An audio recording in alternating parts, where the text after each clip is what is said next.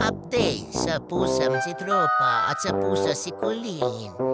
Ayan nga. Hoy, Tropa!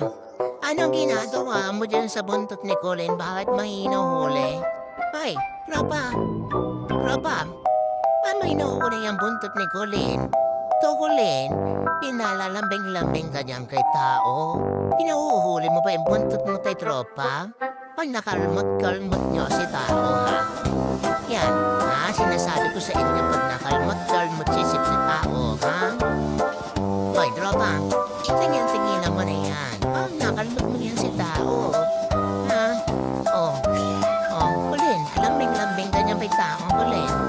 Oh, Tropa.